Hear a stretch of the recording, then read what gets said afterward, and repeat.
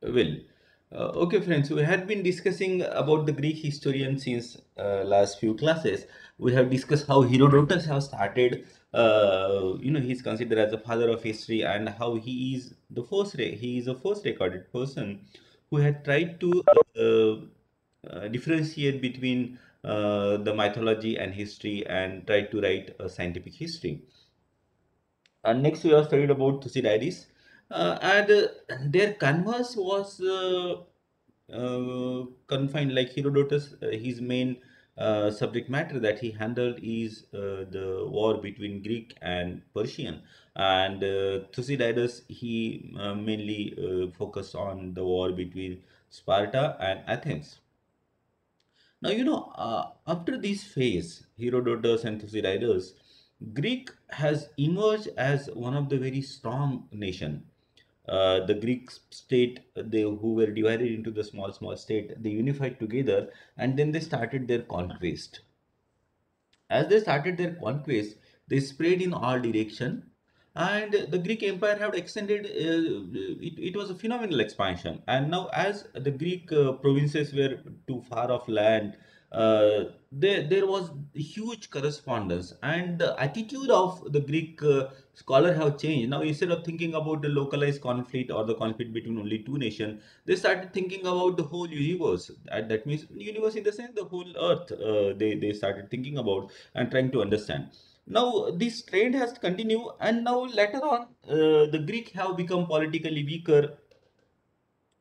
It is the Roman Empire now who was emerging. As the Greek Empire was declining, the Roman Empire was emerging stronger and stronger.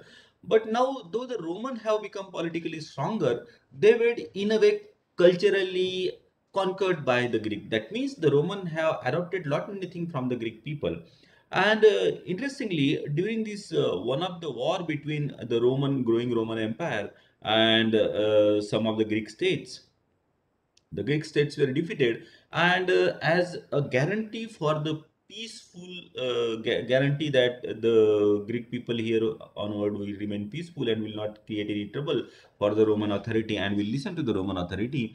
1,000 Greek people were sent as hostages to the Roman capital, and out of that, one was Polybius, and he stayed in the Roman capital for near about around 17 years.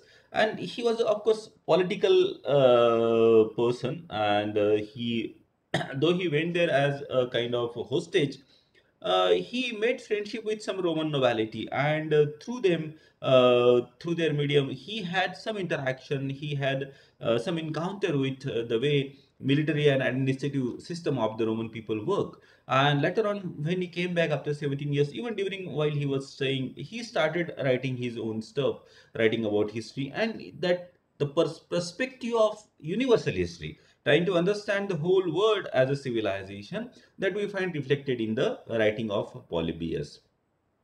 So he is a person of Hellenistic period. Hellenistic period means Hellas is an alternative word for the Greek people, and Hellenistic period is a period during which the Greek civilization and culture it spread in all directions. So he represents that age, and he also represents the age when a lot of written material was available because of the expansion of the Greek Empire.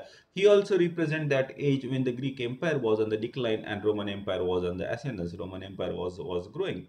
So here we see the transition from limited history to universal history. He was hostess to Rome, where he spent 17 years. He made friendship just.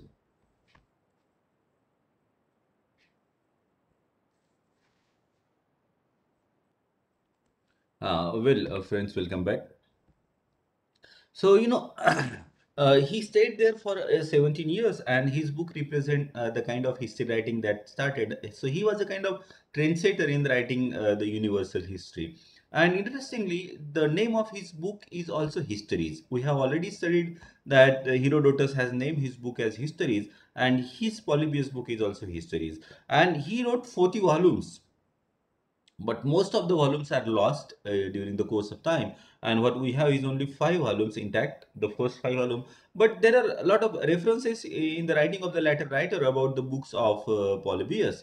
And we get, apart from this, the main important theme of his book is about obviously the rise of Rome as an important political power.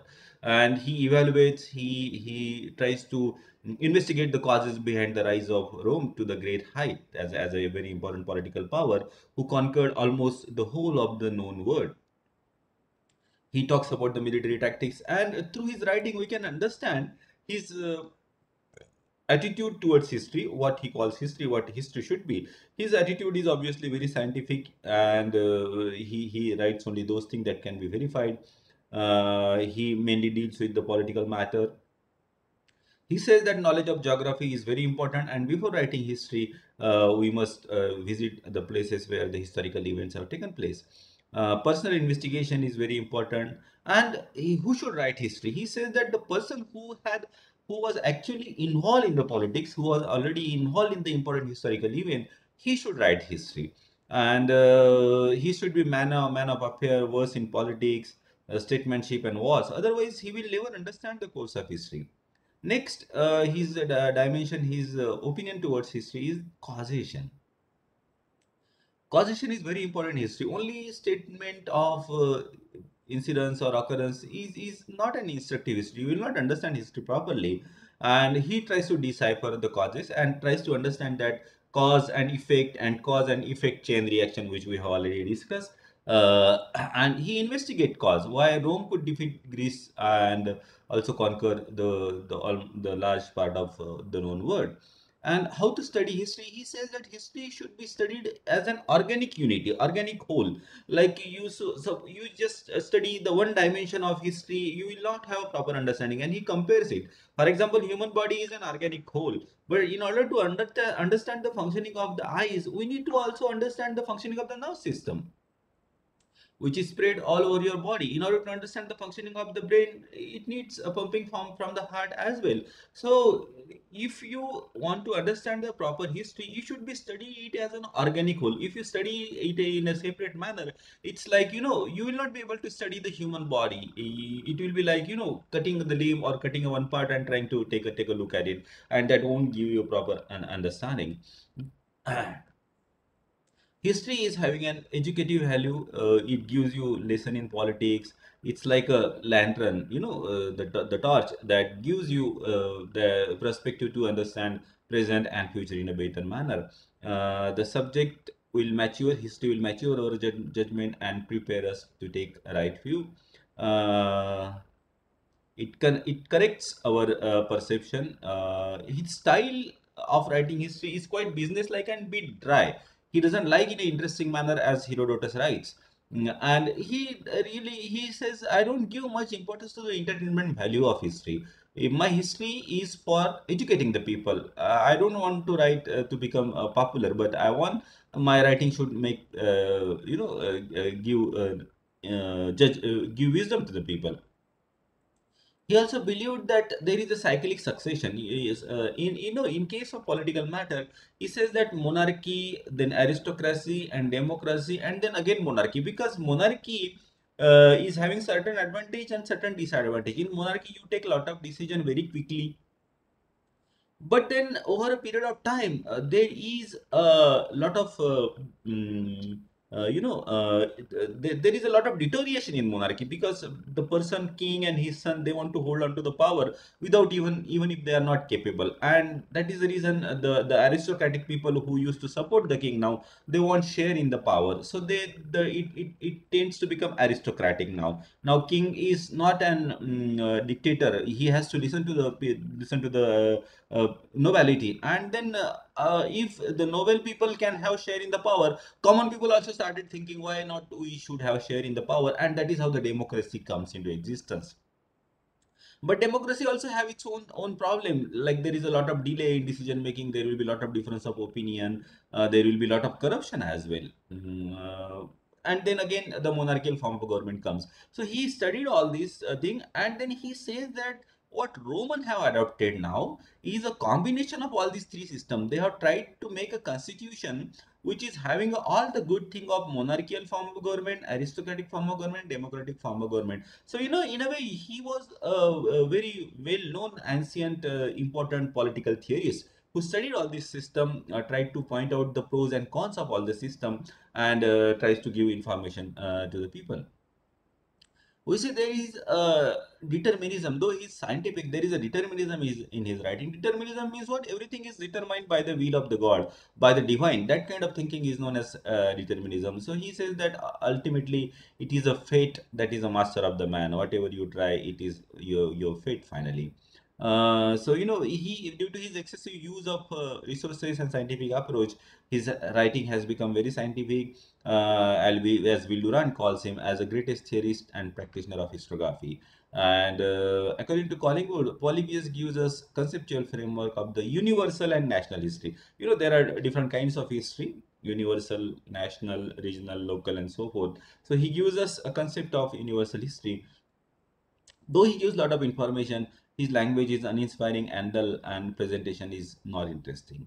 So this is all about Polybius, who wrote a kind of universal history, who wrote about the rise of Rome. His book is also titled Histories, and his opinion about history.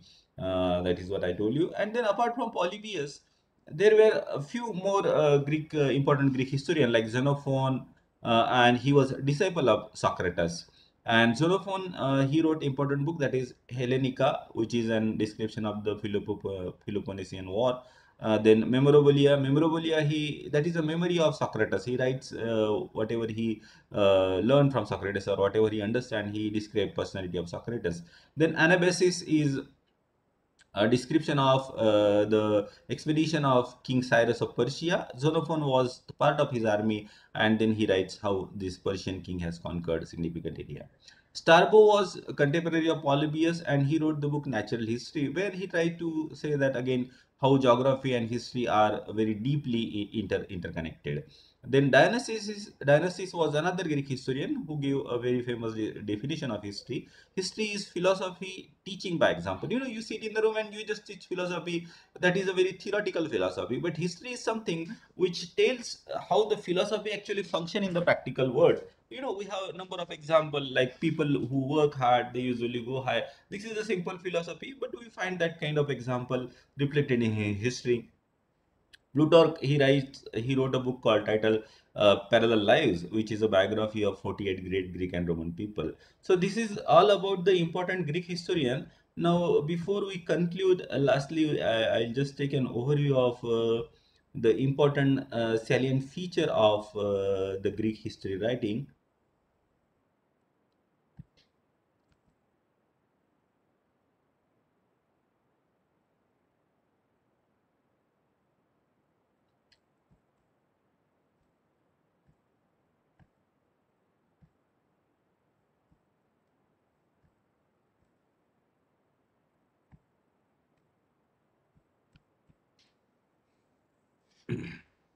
Well, uh, if you take an overview of all the Greek history writing, we understand some salient feature. For example, the means of communication were not very developed.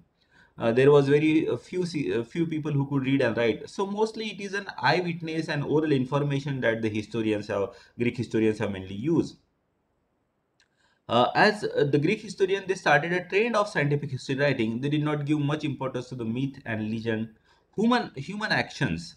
What the human being has done, that was a main center focus of their writing. They have tried to analyze the human acts objectively and intellectually, and the political and war were the main subject matter of their writing. And but then apart from that, they also touch upon the social and economic life. So in a way it is a multidimensional writing. They also try to explore the relation of history with other discipline, like Polybius. He emphasizes how history and geography are interconnected. uh, they also understood the importance of traveling to different places. For example, Herodotus have traveled to different places. Polybius, he underlines the importance of geography. Good storytelling. They did understand that a historian has to be good storyteller. Otherwise, nobody will read his history. That is what Herodotus has exemplifies. And history was given a very high place. One of the Greek god, Cleo, was considered as a god of poetry and history. And Professor Robin Collingwood, while trying to make an analysis of history of Greek history writing, says that history writing should have four important attributes. Human centric, the focus should be on human and not on God and heaven and hell. Use of original sources, there should be scientific analysis and awareness of the process of historical changes. History goes on changing, and all these attributes are found in the Greek history writing. So this is where we end our discussion on the Greek history writing. If you are having any doubt, you can ask me.